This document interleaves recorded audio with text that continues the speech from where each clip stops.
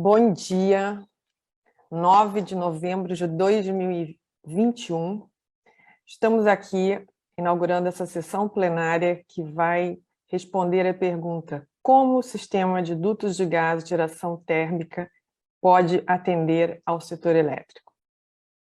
Vou dividir essa sessão com o Gustavo Labanca, CEO da TAG, Edmar de Almeida, professor do IE da PUC, e Luiz Barroso, CEO da PSR, former presidente da EPE, Empresa de Pesquisa Energética.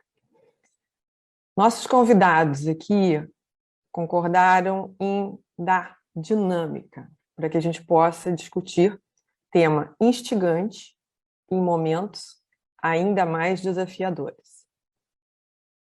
Para começar essa conversa, a gente vai contar com o Gustavo Labanca fazendo uma apresentação que vai colocar o contexto aqui dessa nossa discussão de gás.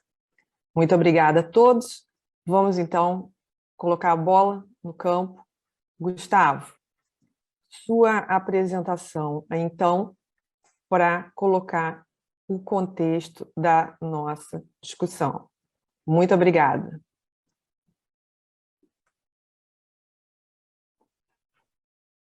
Bom, obrigado, Joísa. É um prazer estar presente aqui nesse painel, nessa plenária do Rio Pipeline. Eu já agradeço aqui a todos os organizadores. É um evento de muita importância para o setor de dutos no Brasil. E também dividir o painel com a Joísa, com o professor Edmar e com o Barroso.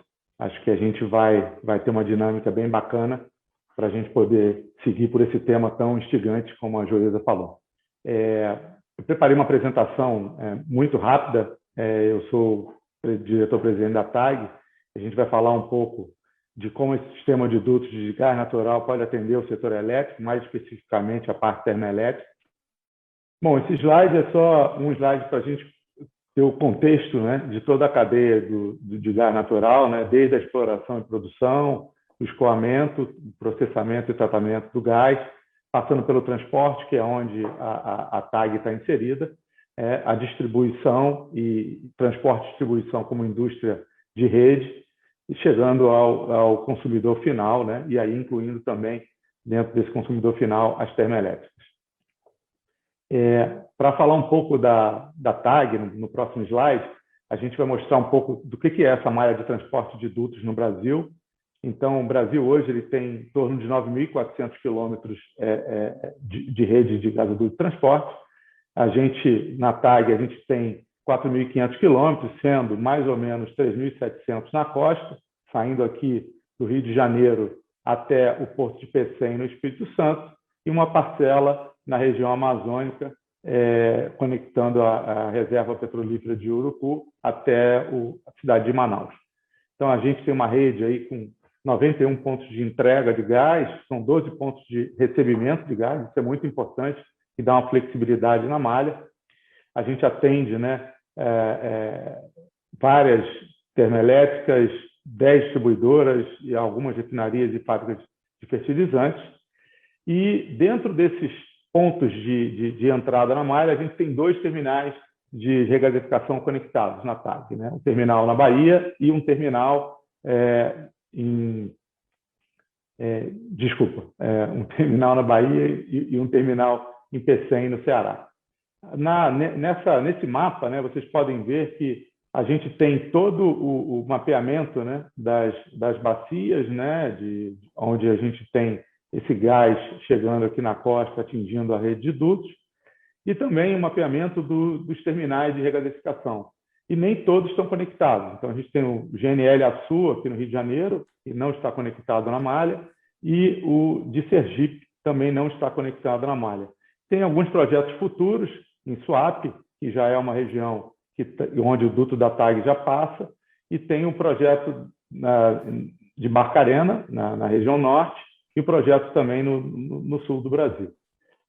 Um ponto importante aqui é que o que a gente entende é que trabalhar com essa malha integrada, né, e tendo todas essas fontes de suprimento conectadas nessa rede de dutos, é fundamental para que a gente tenha um mercado sustentável no longo prazo. Então, assim, quando a gente fala de agentes conectados na rede, a gente está falando de uma maior competição na molécula, né? Então, hoje a Petrobras ela está deixando de ser o único supridor e a gente tem outros players entrando nesse mercado, e isso vai gerar uma dinâmica e uma competição. Então, se ninguém estiver isolado e todos estiverem conectados, essa competição ela tende a ser muito maior e, com isso, um potencial redução de preço. Isso também dá muita flexibilidade para os agentes, né, de produtos de curto, médio e longo prazo, garante uma segurança de abastecimento. Quando você está conectado na malha e você tem um problema com uma determinada fonte de suprimento, você pode ser abastecido de outra. Gera um mercado secundário de gás, acho que a termoelétrica, a gente vai falar um pouco aqui, pode ser a âncora, mas a gente quer um crescimento de todo o mercado de gás no Brasil, né, desde industrial a veicular. E também ele ajuda muito a fazer todo esse balanceamento da malha de transporte e distribuição. No próximo slide, um slide para a gente poder mostrar um pouco o papel das termoelétricas, né, a importância da termoelétrica hoje no setor elétrico. Então, a gente coloca um destaque aqui na complementaridade da geração das usinas renováveis, né, que tem uma intermitência, né, a questão da eólica, solar e as hidrelétricas a fio d'água, e a térmica chega para garantir esse suprimento energético, né? Então, no gráfico, a gente mostra ali uma curva com o custo variável unitário, né, que é o custo de geração das térmicas, né? Você chega num patamar ali de cerca de 20 gigawatts de capacidade instalada, e você tem uma curva, vamos dizer assim, de preço por fases, né? Até R$200, até R$400, e está chegando ali a R$1.200. Hoje a gente tem CVUs até mais caros do que isso e térmicas sendo despachadas. Então, assim, para contextualizar, né, aonde entra a questão do gás, né? Então, você tem essa complementaridade com as renováveis, você tem também uma transição energética, a gente ainda tem 13 gigawatts de termoelétricas a carvão e óleo, né, óleo combustível, óleo diesel, derivados de óleo. Então, é muito importante essa transição para o gás, para ajudar na transição energética. Também a gente tem a vantagem das térmicas poderem ser localizadas próximas ao centro de carga, o que diminui o custo de transmissão. A gente precisa, né, assumindo que a gente tem essa conexão na malha, a gente consegue aumentar essa geração da térmica a gás natural, que ela é mais eficiente, menos poluente e consegue ter um custo variável unitário mais barato, né, do que outras fontes. E isso é importante também para o setor elétrico nesse momento de restrição hídrica, né? E, eventualmente, até um melhor planejamento, né? Despachando essas térmicas com uma certa antecedência para que sejam enchidos, né, os reservatórios, acumulando energia nos reservatórios. A complementaridade com o setor de dutos, né? A gente vai falar um pouquinho no próximo slide. Então, quando a gente fala, por exemplo, que a gente tem uma térmica hoje, que é o que a gente chama de GNL to Power, né, conectada diretamente a um terminal de regasificação, não estando conectada no sistema, ela não tem confiabilidade no suprimento. Então, quando você tem uma rede de dutos e você tem a fonte de suprimento conectada nesse duto e você pode atender a termoelétrica através dessa rede de dutos, você garante essa confiabilidade no suprimento. Se você tem um problema no seu navio de GNL, você pode comprar o gás do pré-sal, de outra fonte. Então, além disso, você estando conectado na rede, você tem flexibilidade de despacho. Algumas térmicas hoje, elas têm até o que chamam de delta K de 60 dias. Então, o operador nacional do sistema elétrico, ele precisa requerer esse despacho com uma antecedência de até 60 dias. No caso de térmicas que estão conectadas na malha de dutos, a gente tem uma otimização e uma flexibilidade maior, que a gente tem o que a gente chama de empacotamento dos dutos, né, que é o line pack. Então, você pode iniciar essa geração termoelétrica com mais rapidez. E quando você fala que você tem as fontes de suprimento conectadas na malha, você também tem, além dessa diminuição do risco de suprimento, você também tem a possibilidade de ter melhores preços de molécula, ou seja, uma térmica que hoje ela está contratada com GNL, o GNL está caro e ela tem uma fonte de gás, por exemplo, do pré-sal mais barata, ela pode eventualmente comprar, declara um CVU menor, é o famoso CVU linha, né? Ela vai ser despachada há mais tempo e vai contribuir muito mais para o setor elétrico, porque ela tem um preço mais competitivo. Então, esses são os benefícios que a gente vê que essa conexão na rede integrada de dutos, né, gera para a geração termoelétrica. Se puder seguir, por favor. Esse slide é um slide muito importante, que ele mostra aqui, no gráfico, né, foi extraído do Plano Nacional de Expansão realizado pela EPE até 2030, em que a EPE estimou, né, um volume adicional de 60 milhões de metros cúbicos dia de gás proveniente desse novo mercado de gás, né, que a gente viu todo esse estudo que foi feito e que culminou com a nova lei do gás. E a gente entende, né, que esse sistema integrado de dutos é fundamental para viabilizar essa oferta adicional e para que a gente tenha esse desenvolvimento no mercado. Então, claramente, a gente vê o transporte conectando a oferta, conectando as fontes de suprimento e as distribuidoras conectando a demanda. Isso pode viabilizar, né, o famoso corredor do pré-sal, que é esse aumento de produção nacional que a gente vai ter no gás. Se eu puder passar para o próximo. E eu já estou fechando, Joísa, não vou tomar muito tempo, não. Esse slide é um slide que a gente mostra, que a gente entende que é bem bacana, que é o movimento que está acontecendo, que é ter um mercado menos verticalizado e mais integrado. Tudo que eu falei aqui da conexão na indústria de rede. Isso só vai acontecer se a gente tiver um planejamento integrado entre a EPE, a ANEEL e a ANP, para que a gente tenha uma organização melhor, né, entre os setores de gás e energia elétrica. Mas, basicamente, a mensagem aqui é essa: você deixar de ter projetos, né, ponto a ponto, para ter projetos mais integrados. Isso traz uma série de benefícios da garantia do suprimento e culmina, né, com uma expansão coordenada entre setor de gás e setor de energia elétrica. Para finalizar o último slide, né, acho que é uma mensagem que eu pensei que fosse o último, mas não é o penúltimo, Joísa.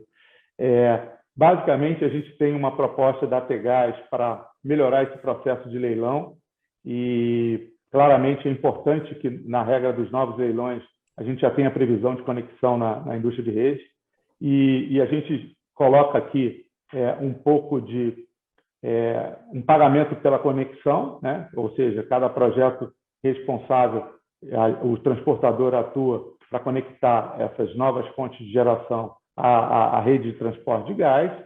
E na tarifa de utilização do sistema, ela, com o mecanismo de roll-in, né? Hoje está só com a Petrobras, quanto mais players a gente tiver, mais volume a gente tiver, isso vai gerar benefício para todos os usuários desse sistema de transporte. O último bullet é só a questão da regra de leilão que eu já mencionei. Acho que o último é o próximo, Joísa, para não tomar mais o tempo.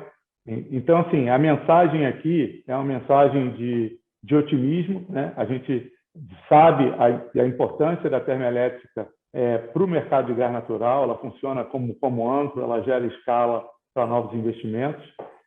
A gente entende, né, que a gente tem a possibilidade de ter o transporte como grande marketplace para conectar todas essas fontes de suprimento e atender esse crescimento do mercado. Isso é que vai gerar o famoso ciclo virtuoso, né, em que a gente tem mais volume, mais liquidez, mais agentes conectados. Isso gera mais competição, diminui não só o preço da molécula, mas o preço da utilização da estrutura.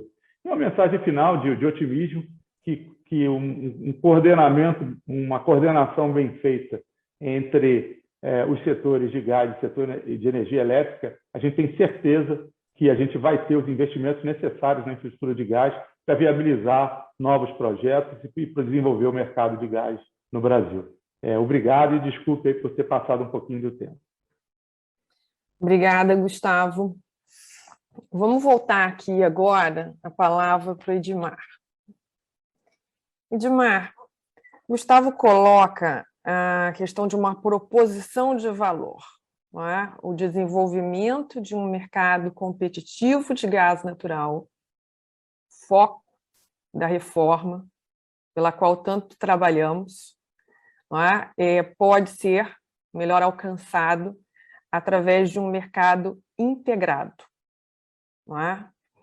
Queria te perguntar, apesar dessa necessária mensagem de otimismo que coloca o Gustavo, o que a gente precisa numa perspectiva de realismo para poder alcançar esse objetivo? A razão da minha pergunta é a seguinte: depois vou pedir para o Luiz endereçar um pouco o que é o papel do gás aqui nesse futuro do setor elétrico, na transição energética, com grande participação renovável, mas assegurando confiabilidade e segurança do suprimento, mas o mundo está sacudido, não é? Por uma série de reflexos da recuperação da crise da pandemia, desafios como mudanças climáticas, falhas de coordenação nas cadeias de valor, que têm se traduzido em pressões no mercado internacional de gás natural e que têm sido, sim, transmitidas aqui. Então, veja, nós temos desafios externos para se somar às nossas questões internas até o alcance desses objetivos da reforma. Para além da necessária mensagem de otimismo, o que a gente precisa para alcançar os objetivos da reforma? Olá a todos, obrigado por esse convite aí para participar aqui da plenária do Rio Pipeline. Um grande prazer estar aqui com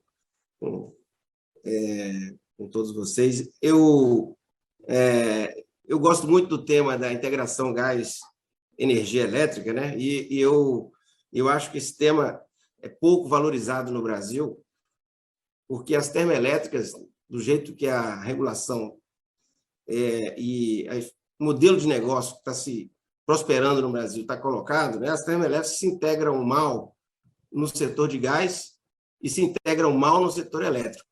Então, tem muita oportunidade para melhorar a integração das térmicas e, portanto, a integração do setor de gás com o setor elétrico. Essa é uma agenda antiga do setor elétrico, do setor de gás. Avanços aconteceram, né? No Gás para Crescer, você teve um subcomitê para refletir sobre esse tema, ocorreram vários avanços, né? Mas a verdade é que nós temos aí muita coisa para avançar. Primeiro, eu acho que tem que reconhecer, né, que quando a gente fala geração térmica a gás, existem vários modelos de negócio na geração térmica a gás. E o problema é como cada modelo de negócio pode se integrar dentro da lógica de mercado do setor de gás que nós estamos construindo, né? Então, tem parte das térmicas, né, que tem o objetivo de atender a necessidade de despacho para compensar a variação da geração hidrelétrica, tem parte que vai ser despachado mais na base, e eu acho que o grande problema de integração ele está nessa parte das térmicas que tem que ser flexível, né? Existe uma demanda de térmicas flexíveis para atender essa necessidade do setor elétrico de ter capacidade de resposta diante de um cenário de baixa hidraulicidade. O problema é que essa necessidade de flexibilidade da térmica requer flexibilidade da oferta de gás, né? Flexibilidade essa que não existe no Brasil atualmente, né? E daí a solução para isso é importarmos GNL, né? Quando a gente entra para o caminho da importação de GNL, inicialmente isso foi feito pela Petrobras dentro de um contexto das térmicas integradas no sistema de transporte, porque elas foram construídas na lógica de integração inicialmente, mas depois que esse modelo de térmicas, de integração GNL térmicas, começou a prosperar no Brasil, você passou a ter térmicas no porto, sem necessidade de usar a rede de transporte, né? Daí você cria esse contexto de desintegração das térmicas da dinâmica da indústria doméstica de gás. Você cria uma espécie de ilha termoelétrica que não tem nada a ver com o setor de gás do Brasil. Então, o que nós temos que fazer? Nós temos que criar mecanismos para promover essa integração das térmicas no mercado de gás que está se desenvolvendo no Brasil, né? E aí a agenda ela se encontra, em parte, na indústria de gás, né, que é oferecer outros mecanismos de flexibilidade para as térmicas, né? Então, a indústria de gás brasileira tem que desenvolver outros mecanismos de flexibilidade. Eu até organizei um livro sobre esse tema, porque eu acho que esse tema é fundamental no Brasil. Estocagem, né? Mercados secundários de gás, mercados de curto prazo de gás, de maneira que que possam surgir, né, outras formas de flexibilidade mais baratas do que o GNL. Você colocou bem, Juíza, quando você disse, olha, tem uma grande crise aí no mercado internacional, isso impacta o nosso setor elétrico, justamente, né? Nossas térmicas, elas estão o CVU dessas térmicas estão indexadas ao GNL no mercado spot, porque elas têm que comprar gás no mercado spot, no JKM, que, por sua vez, contamina o TTF, o NBP na Europa, e nós temos uma grande volatilidade desses preços, que vai ser preços esses que serão repassados para os consumidores. Então, na hora que a gente cria um mercado mais aberto no Brasil, competitivo, né, e você cria diversidade de oferta, você cria novas oportunidades de oferta de gás para essas térmicas. E daí o grande desafio é como é que eu viabilizo que esse gás novo, e aí o Gustavo mostrou, vai aparecer gás novo no Brasil, como é que eu viabilizo o acesso das térmicas existentes e novas térmicas, mas eu acho que o mais importante são as térmicas existentes, que têm PPAs de longo prazo, tudo definido e imutável, né? Como é que a gente pode mudar o contexto para eles aproveitarem quando houver essa oferta de gás competitivo, com flexibilidade, com menor custo, né? Para isso, você tem que mudar a agenda, quer dizer, você tem que promover a agenda da liberalização do gás o mais rapidamente possível. Estocagem é muito importante, né? Mas também abertura do mercado com criação de mercados de curto prazo, mercados spot de gás, né? E, por outro lado, ao mesmo tempo, criar maior flexibilidade tanto no nível dos contratos, né, os PPAs, né, quanto na operação dessas térmicas, né? O que acontece com a térmica que já está contratada, com um contrato, um PPA de longo prazo, que tem lá o seu CVU já fixado com o GNL, o preço do JKM, etc.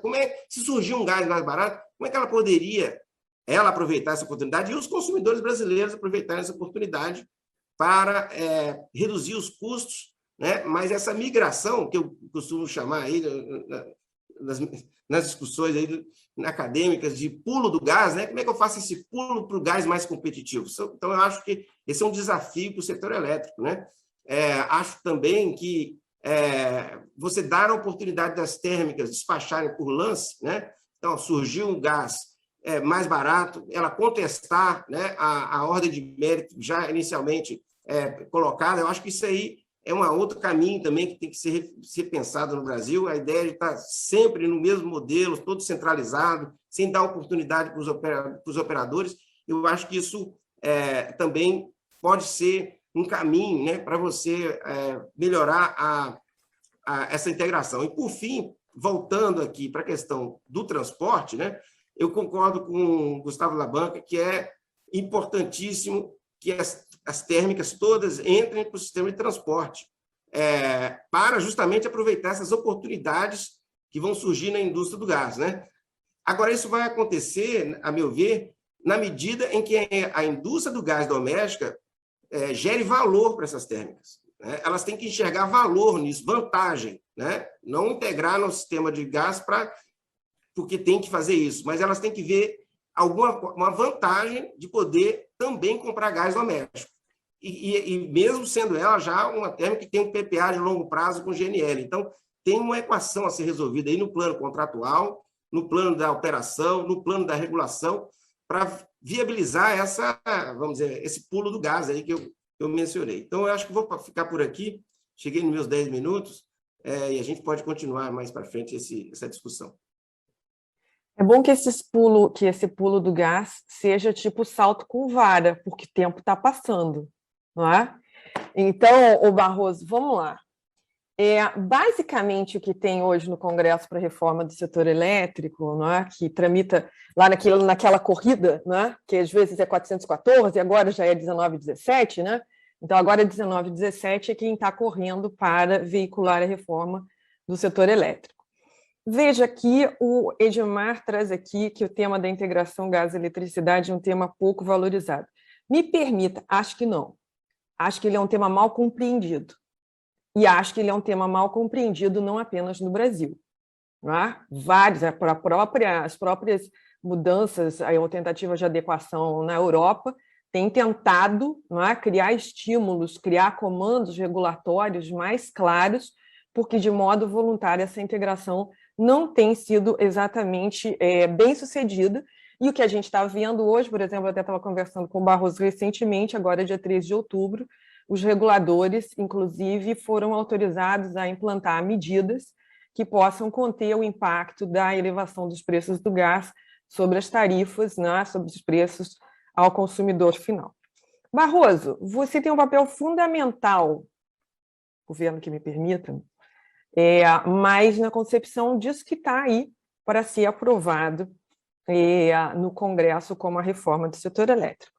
Mas eu falei da história de que o pulo deve ser com vara porque estamos no momento da COP26, não é? Com muitos desafios para o futuro dos investimentos em combustíveis fósseis. Não é?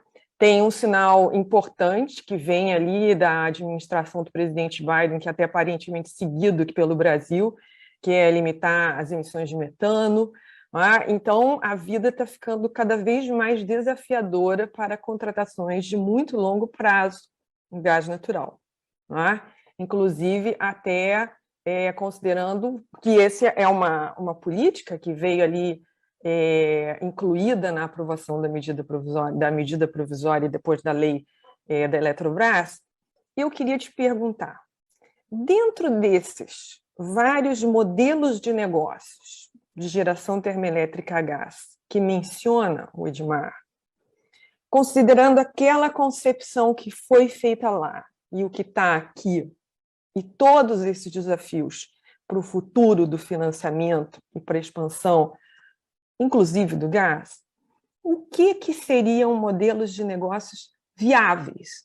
Viáveis no sentido de eficiência, porque eu acho que é disso que a gente está falando, não é? Como é que o gás pode ocupar um espaço importante nesses próximos anos, nessas próximas décadas, até essa nossa anunciada neutralidade de carbono, mas que não seja por comandos artificiais que apenas se traduzam em aumentos de preço para consumidores de todas as classes.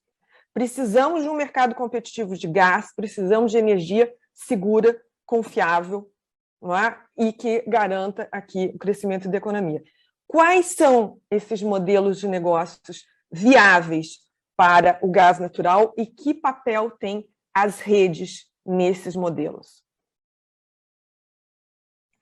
Legal. Gente, olha, ótimo estar aqui com vocês. Bom dia, Joísa, obrigado pelo carinho, pelas suas palavras. Gustavo, ótimo estar com você também, aqui um grande amigo, Edmar também. Queria agradecer ao IPP e a turma da Rio Pipeline, os organizadores, por ter me convidado. E vocês veem que só sobra pergunta fácil para mim, né? Mas eu vou responder a pergunta aqui que a Joísa fez, também fazendo uma pergunta para a Joísa, né? Porque a Joísa, ela fez uma boa colocação e como basicamente tudo que a Joísa fala, ela já fez a pergunta dando a resposta, né? Então, eu vou aqui só tentar reorganizar a fala da Joísa, junto com a fala do Edmar e uns pedaços da fala do Gustavo também, numa história que aqui eu acredito, né? Joísa, eu acho assim, alguns recados muito básicos, né? Em primeiro lugar, eu acho que o setor elétrico, o setor de gás, eles têm na palavra integração uma dúvida muito grande do seu significado. Acho que você colocou muito bem, eu aprendi muito com você, que uma coisa é integração por preço, outra coisa é integração por comando e controle, né? E nós não temos uma integração por preço, porque não temos um mercado de gás funcional, também não temos um mercado de energia elétrica, estou falando de spot funcional, que a gente possa a cada momento calcular os spark spreads, as diferenças entre o valor agregado de cada um dos insumos para a produção de calor, e a gente acaba integrando o mercado de gás no setor elétrico por um planejamento, uma estrutura que é mais comando e controle, né? Então, os próprios leilões, eles têm um impacto muito grande nisso, os leilões eles são segmentados por fontes, tem uma série de procedimentos que fazem com que exista aí um papel pré-concebido, tá, para até cada uma das tecnologias no setor elétrico nacional, tá? E até uma reflexão, por exemplo, que eu trago para todos aqui, é que esse ano, em 2021, nós fizemos um leilão A-5, e nesse leilão A-5 ele teve com o preço teto das renováveis, da eólica e solar, era R$ 191 o megawatt-hora. O preço teto das usinas térmicas, que era gás, biomassa e carvão, R$ 365 o megawatt-hora. Uma diferença de R$ 174 o megawatt-hora. Então, isso é uma reflexão importante, porque se o governo está comprando o mesmo megawatt-hora de fontes por preços bastante diferentes, é evidente que tem alguma coisa que ele gosta mais nessas fontes mais caras, que não está presente nas fontes mais baratas, tá? Então, é evidente que a diferença dos preços tetos já demonstra um pouco daquilo que o Gustavo mostrou no último slide dele, que é a importância da gente saber identificar o que são os serviços, né? Ou o atributo, a palavra aqui que ficou conhecida no Brasil, que essas tecnologias elas aportam para o Brasil. Caso contrário, seria muito mais barato a gente comprar tudo da tecnologia mais barata possível, que é renovável, nesse caso até pautado pelo seu preço teto, né? Bom, então, esse ponto é um recado número 1, é claro que o gás ele tem algum valor, né? Agora, o ponto 2, o valor que o gás natural tem é algo que aí eu acho que, como você, Joísa, pautou muito bem, está dentro de uma onda maior que está vindo e que é irreversível, que é a onda da transição ou transformação energética global, que está mudando a forma como os combustíveis fósseis estão se reposicionando. Isso está sendo muito empurrado, não é por políticas públicas de governos, né, nem nada, só isso, pelo mercado financeiro mesmo, que tem começado a não gostar de financiar energia fóssil, tá? E, ao não financiar a energia fóssil, a própria dúvida que surge no mundo é qual é o papel do gás, qual é o papel do carvão, de outros combustíveis. Alguns, obviamente, têm um papel melhor definido, né, como o carvão, que tende a desaparecer sem a captura e sequestro de carbono, mas está colocando a indústria fóssil no mundo inteiro, tá, muito na berlinda. E essa discussão, eu acho que ela é muito bem ilustrada por um material que eu estava lendo justamente hoje de manhã, me preparando aqui, mais cedinho, que é uma discussão que ocorre no Parlamento Europeu de fazer uma taxonomia para o que é combustível sustentável e o que não é combustível sustentável. E a Europa está criando o conceito do green gas, ou sustainable gas, ou gás sustentável, que é o gás produzido por aquela termoelétrica, isso gás para energia, que produza até 100 gramas de CO2 equivalente por quilowatt-hora. Tá? É uma forma de botar uma régua e dizer, olha, quem produz menos está na linha do gás sustentável, pode competir para os financiamentos sustentáveis e outras coisas assim. Quem produz mais realmente entrou num território mais complicado. Então, essa discussão toda, eu acho que ela traz para a gente o conceito da gente não correr, no Brasil, o risco de construção de infraestruturas que possam ficar encalhadas. Tá? Essa é uma discussão bem importante. E essa discussão, quando a gente junta com a sua pergunta, eu acho que ela pode ser respondida, eu estou simplificando alguns pontos aqui, para a gente poder ter um tempinho para debate, de duas grandes formas. Primeira coisa, eu realmente acho que o melhor modelo de negócio é o modelo de negócio que consegue extrair o valor de cada uma das tecnologias quando comparadas na mesma base. Então, na briga entre gás e renováveis, eu realmente acho que o mercado de carbono, preço de carbono, qualquer coisa que meça o impacto econômico das emissões tem que estar na mesa, como também tem que estar na mesa a medida, tá, da variabilidade da produção das renováveis e do custo que ocorre no momento que não tem vento, que não tem sol. Essa conta, eu acho que ela é fundamental ser feita. Tá? Isso para comparar megawatt com megawatt. Né? Aí existe uma conta que é bem importante também, e que até muito na esteira da fala do Edmar, e também acho que da sua fala, Luísa, que eu gostei muito, que é dentro do setor de gás, como é que a gente equaciona a flexibilidade.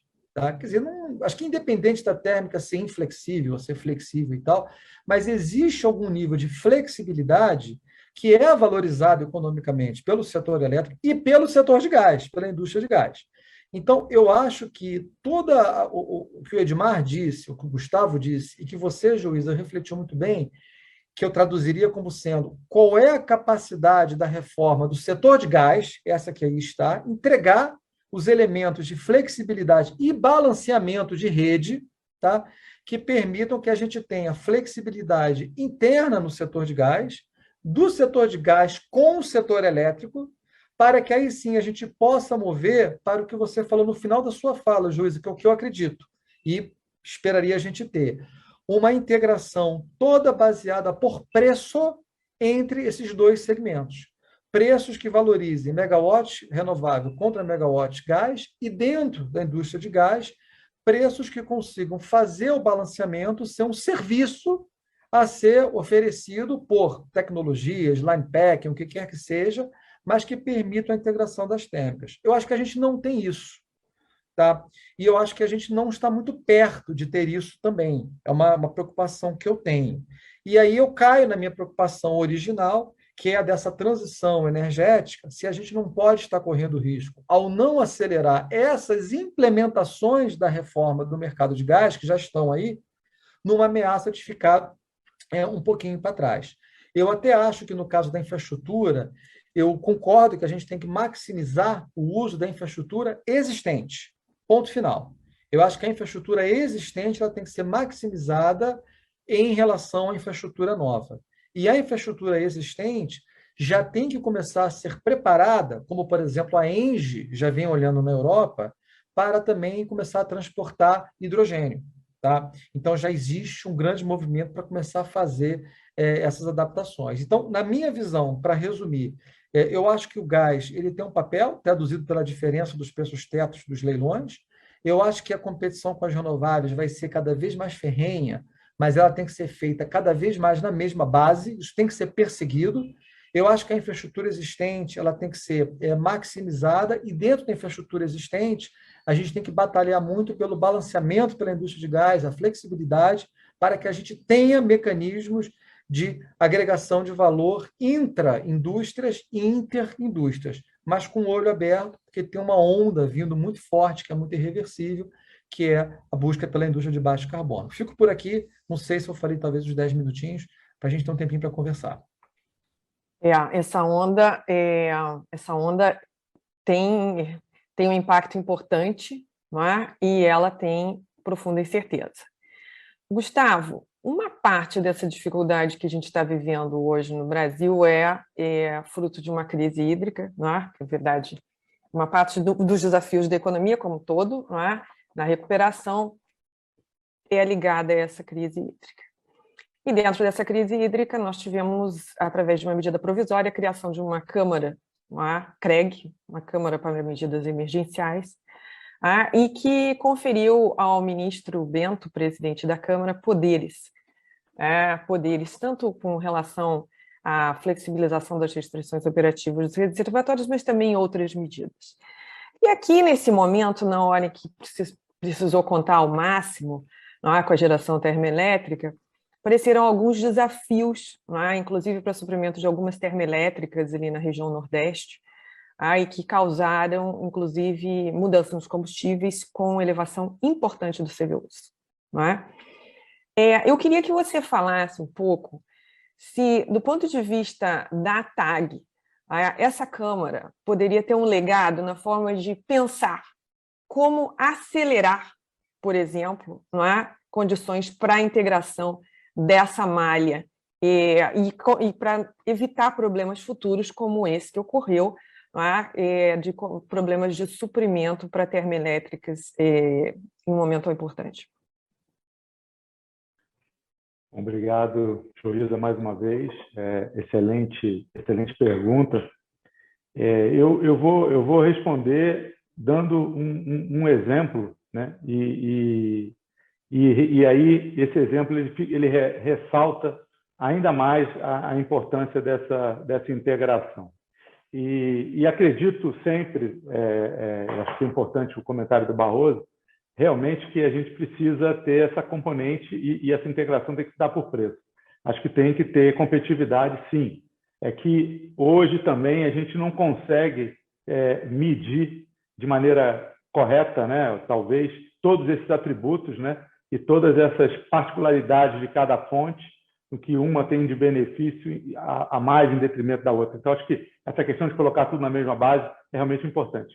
Mas o que aconteceu, né, e que, infelizmente, a gente teve algumas térmicas até que tiveram autorização para trocar o combustível de gás natural para óleo diesel, óleo combustível, é que hoje teve um período, né, no meio dessa crise hidrológica, em que a Petrobras teve que fazer uma parada no Rota 1, né? Ela teve que fazer uma manutenção no campo de Mexilhão durante 30 dias, era uma parada que estava programada. É importante que as empresas façam paradas para manutenção, né? Porque é isso que dá a longevidade da exploração. E durante esse período, a Petrobras ela tem 3 terminais ao longo da costa de GNL. Ela teve que deslocar, para poder melhorar o atendimento para o setor elétrico e diminuir o risco, ela teve que deslocar os navios de GNL para a Bahia e para o Rio de Janeiro, e tirou o navio de Pecém. Então, foi por isso que teve a térmica lá, a Termo Ceará, se não me engano, acabou sendo despachado a óleo e combustível. O ponto aqui, quando a gente fala de integração, é que a gente hoje está trabalhando na TAG para fazer a conexão do terminal de Sergipe, né? Então, esse terminal ele nasceu isolado, o termo que o professor Edmar usou, da ilha térmica, né?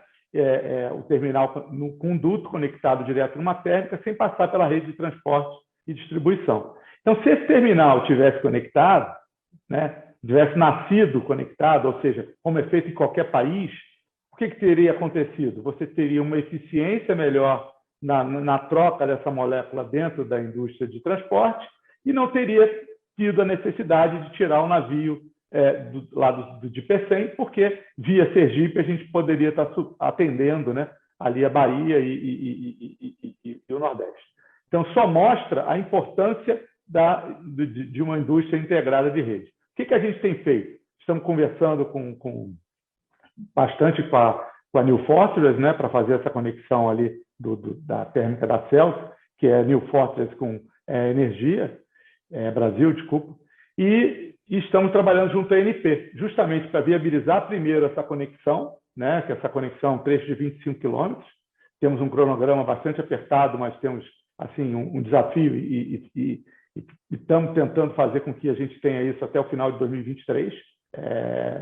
Óbvio que quando a gente fala de investimento em infraestrutura, o trecho é pequeno, 25 quilômetros, não, a gente tem que ver a melhor rota, né? Tem que fazer todos os estudos ambientais. Então, assim, investimento em infraestrutura, por mais que a gente consiga fazer atividades em paralelo, toma tempo, né? E impacta o cronograma. Mas é um cronograma agressivo que a gente está trabalhando, e aí a gente vai ter uma negociação sempre, né? Lembra que o transporte é um negócio 100% regulado, então a ANP aprovando essa tarifa de conexão e que essa térmica estaria pagando, e depois como vai funcionar a partir do momento que está conectada na rede a tarifa de transporte. Isso está em discussão, foi aquele ponto do meu slide, né, de que a gente quer mais volume na malha, que isso vai gerar mais liquidez e que vai beneficiar todos os usuários. A malha hoje, a gente fala da malha integrada na costa, né, da TBG, da NTS, da TAG. É importante a gente ver isso como uma malha única. A gente tem alguns gargalos de transferência que a gente precisa eliminar, mas quanto mais trocas a gente tiver ao longo de toda essa malha, mais eficiente fica o sistema. Obrigada, Gustavo. Gustavo, vou te contar uma história, quer dizer, na verdade é um evento, Back to Memory Lane. Em 2014, nós inauguramos aquele auditório lá do meio da Fundação Getúlio Vargas.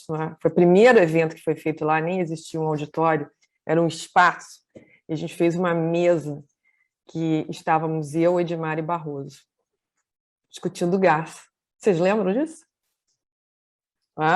E a gente pensou, poxa, era sobre Chatham House Rules, tinha umas 50 pessoas naquele espaço inteiro, e o tema da flexibilidade do gás estava lá, falando de que o setor elétrico precisava de uma integração. Essa integração, lembro do Edmar falar, dependia de condições de flexibilidade, mas como compensar a flexibilidade? A gente acabou não revisitando.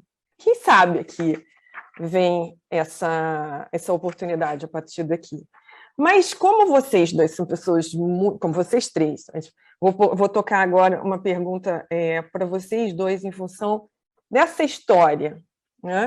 Veja bem, vocês falaram, o Edmar falou da história de um rebidding, se, na verdade, as termoelétricas pudessem, em condições, diante de mudança nas condições ali de acesso ao gás, nos preços, fazer um pleito para uma mudança de CVU, que o Gustavo Lablanca até reportou como um CVU linha, você acha que isso aconteceria?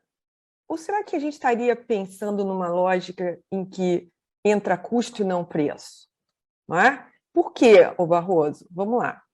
Tentando aproximar esses dois setores, ao longo do tempo, nos leilões de eletricidade, tem havido mudanças ou tentativas de aperfeiçoamento que permitam aos investidores vencedores determinarem condições que eles consideram adequadas para a indexação do gás às diferentes cestas internacionais.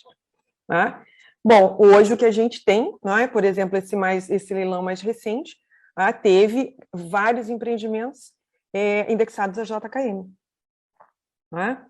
Então, uma coisa é essa necessidade de integrar esses dois setores.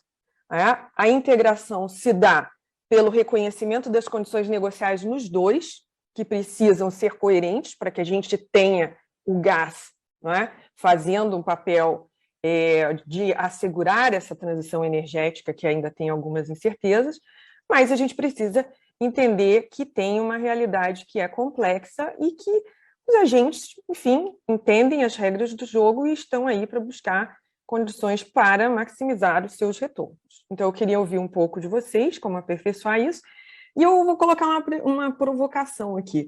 Um negócio que a gente já pensa há algum tempo. Eu queria saber se vocês compartilham disso. Faz sentido pensar numa integração de reguladores, do ponto de vista federal, como forma de otimizar aqui as condições de integração gás e energia, a exemplo do que vários outros países já seguiram? Para quem, Juíza? Pode começar. Juíza, muito bem lembrado, desse evento de 2014. E, desde então, esse assunto me instiga muito, e eu acho que muita coisa mudou, Primeiro, na época, a gente já estava falando de reforma do gás, que ia ter reforma do gás, veio em 2016 o Gás para Crescer, esse assunto foi trazido para o Gás para Crescer, muita discussão vem acontecendo, mas, na verdade, é o seguinte, a realidade é que o ritmo da reforma do gás, na minha opinião, ainda é muito lento.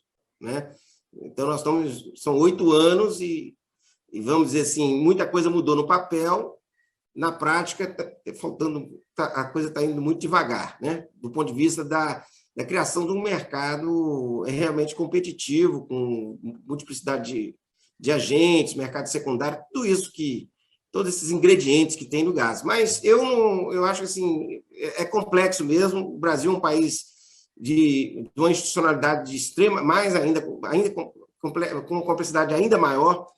você mesmo mencionou agora a questão da separação da regulação do gás e da eletricidade, né? Eu acho que não faria nenhum mal, né? Toda a parte da parte do mercado, downstream do gás, ser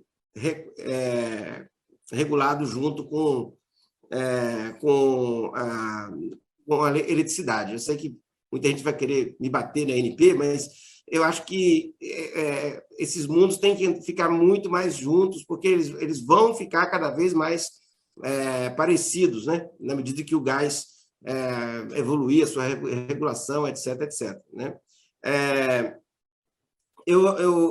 Então, assim, e agora, falando de hoje, né? Qual é a agenda, né? Eu acho que na parte, nós refletimos muito na expansão.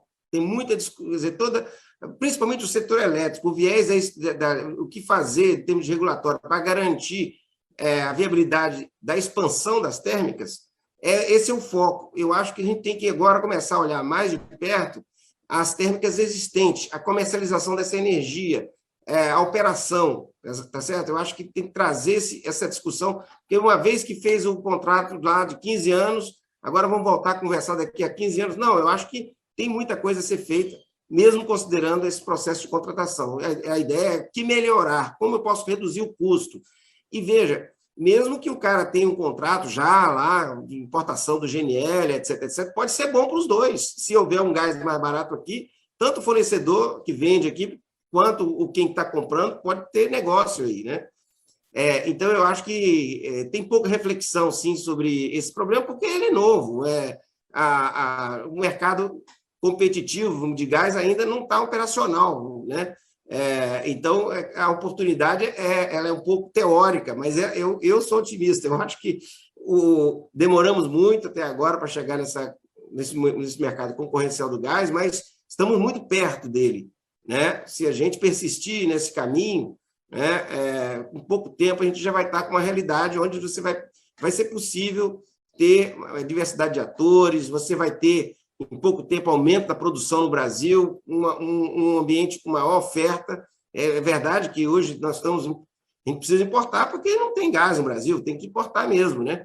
Mas isso pode mudar a médio prazo. Então, eu acho que é o momento adequado para a gente aprofundar essa reflexão sobre a integração, né? E essa ideia do pool do gás, é uma ideia que eu tenho muito carinho por ela, né? Aprofundar essa reflexão, que é só um insight, não tem nada detalhado, né? Barroso. Então, Juíza, eu vou te responder na ordem que você perguntou, né? Sobre essa questão da oferta do CVU e tudo mais para baixo.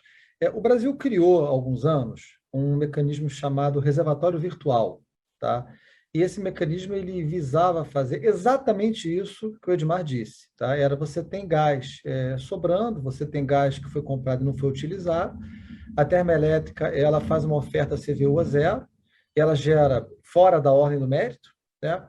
E ela armazena esse gás no reservatório da hidrelétrica, ela pinta esse gás de amarelo, esse gás pertence a ela, e ela faz um swap com o megawatt-hora da hidrelétrica, quando ela quiser, e se essa água verter, o primeiro megawatt que verte é o megawatt que foi armazenado pela térmica. Esse era o conceito original.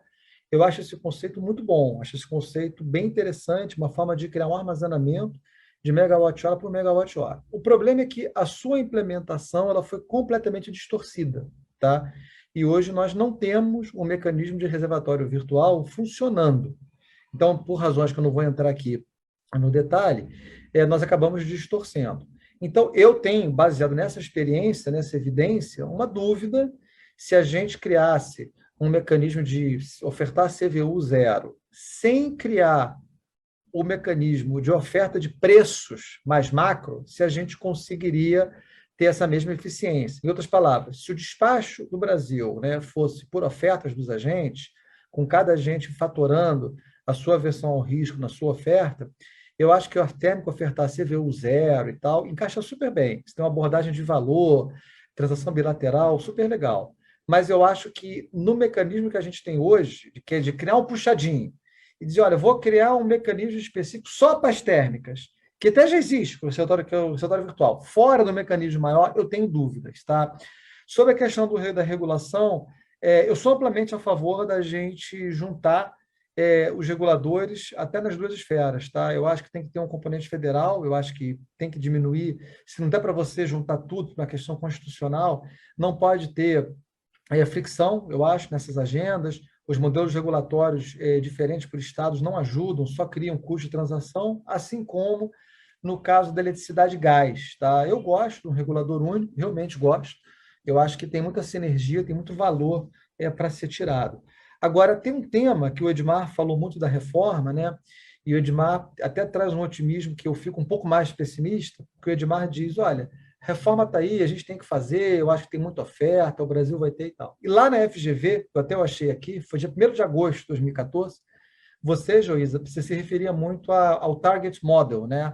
Isso foi muito usado na época que a gente pensou o gás para crescer, o Target Model da FGV, o Target Model que vinha lá. E nós temos hoje uma reforma aí de gás, tem uma reforma do setor elétrico aí vindo, não vindo, como você disse. Eu até queria agora usar minha prerrogativa aqui de palestrante para te fazer uma pergunta. Você, como é que você está vendo, né? Você que é uma pensadora também do setor, a capacidade das reformas que aí estão entregarem isso que a gente aqui, o Gustavo Labanca, o Edmar e eu comentamos, na velocidade que a gente precisa, né? Porque o relógio está fazendo o tic-tac e a onda está vindo. Eu deixo aqui a minha pergunta para você. Desculpa te colocar aqui no fogo. A gente está com um problema técnico aqui, que a gente tem 4 minutos aqui, 3 minutos. O Gustavo, você tem 1 minuto aqui para depois eu responder ou eu respondo a pergunta do Barroso? Suas considerações finais, rapidinho, e aí depois eu respondo o Barroso. Não vou fugir da raia, não. Não, eu acho importante você responder o Barroso. Eu sei que você não pode dar raia. Não, acho que eu só queria fazer, como consideração final, que eu acho até, eu vou te ajudar um pouco nessa pergunta do Barroso. Eu acho que a expectativa que foi criada, ela foi uma expectativa muito otimista em relação ao prazo em que a gente ia efetivamente desenvolver esse mercado de gás e abrir esse mercado de gás. É um negócio intensivo em capital, então tem investimento de longo prazo. Então, a gente assim, tem um grande player dominante, né, o monopolista, que está desinvestindo e está abrindo a entrada para novos. Então, isso é gradual, isso tem uma transição, isso não vai ser feito em 1 ano, então isso vai ser feito no médio e longo prazo. E está acontecendo. Então, assim, tem muita coisa que está acontecendo. A partir de 2022, a TAG, por exemplo, já vai ter novos carregadores na malha, atendendo os seus clientes lá no Nordeste. Isso está num processo rápido, a gente está trabalhando muito aqui nesse final de ano, para já está tudo pronto para janeiro de 22, né? Contrato extraordinário, redução de flexibilidade para a Petrobras, contrato de balanceamento, congestionamento. Então, assim, isso tudo está acontecendo enquanto a gente está falando aqui, né? Então, eu acho que eu sou otimista igual o Edmar, acredito que isso vai acontecer, só que a velocidade, ela é uma velocidade natural, não é uma coisa que vai acontecer da noite para o dia. Tá? Obrigado mais uma vez pela oportunidade de participar aqui no painel. Olha, Barroso, você me coloca num desafio, não é? Que é terminar com pouco tempo, falando sobre um tema realmente complexo e importante e mandar uma mensagem otimista. E aí, porque você imagina, a gente está aqui começando, não é, o evento e tudo, e as pessoas querem entender, não é, onde estão as oportunidades de negócios. Eu diria para você que, primeiro, vamos abrir esse capítulo aqui e criar uma outra oportunidade, vamos botar um novo capítulo onde a gente faça uma reflexão sobre este momento, mas eu diria para você que essas tensões que estão ocorrendo, né, por força da transição energética, onde muitos movimentos não são criados ou não são direcionados pela busca de eficiência, não é? Porque a gente ainda não sabe ainda como precificar carbono, e você mesmo falou, quer dizer, tem vários atributos, tem muita coisa que difere as fontes. Então, o desafio para que mercados façam o papel de promover eficiência alocativa nesse contexto de tanta complexidade, ele é muito grande. Esse é o primeiro ponto. Ele é muito grande para quem já tinha embarcado na liberalização, na reestruturação há 20, 25 anos atrás. E o Brasil não. O Brasil fez um recuo. importante por força de uma crise 2001 e 2002. Agora, esses próprios países que embarcaram estão recuando, não é? E aí nós, aqui, nos comprometemos, ou pelo menos no caso do gás, almejamos desenvolver um mercado competitivo para que o gás possa fazer o seu papel em todos os segmentos. Na indústria, o gás tem um papel fundamental, o gás teve um papel fundamental nos Estados Unidos, e agora aqui, também para o setor elétrico, porque nós temos já uma grande participação de fontes renováveis, esse é um primeiro ponto, mas nós temos um problema de insumo nessa participação renovável. É um problema fundamental. Nossa capacidade de armazenamento no setor elétrico é decrescente, não é isso? E as outras fontes, nós ainda não temos tecnologia, não é, de modo tão claro para garantir condições de armazenamento para que a gente possa ir all the way. Estamos super na frente, não é, da participação renovável no setor elétrico. Agora, o setor elétrico tem que olhar não como se o seu trabalho tivesse sido concluído. Ao contrário, ele tem que olhar primeiro a sua necessidade de garantir segurança e confiabilidade do suprimento, né, para o seu funcionamento e para a eletrificação de outros usos. Não é? Então, eu tenho refletido bastante sobre isso, o problema é complexo, temos recursos, temos diversificação e a resposta é avançar, não há recuo nesse caminho da transição energética, e a segurança do suprimento, ela vem da diversificação. O papel do gás pode, do ponto de vista de eficiência, ser melhor desempenhado a partir, por exemplo, do aproveitamento dos recursos que a gente já tem e condições de funcionamento dessa malha do ponto de vista integrado, como reportou o Gustavo. Mas nós vamos ter que levar para uma outra oportunidade.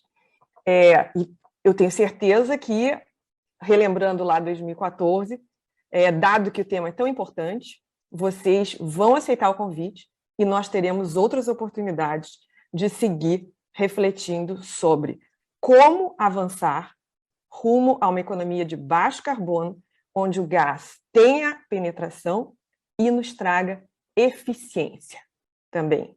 Não é? Precisamos atender ao Objetivo de Desenvolvimento Sustentável número 7. Energia limpa, não é isso?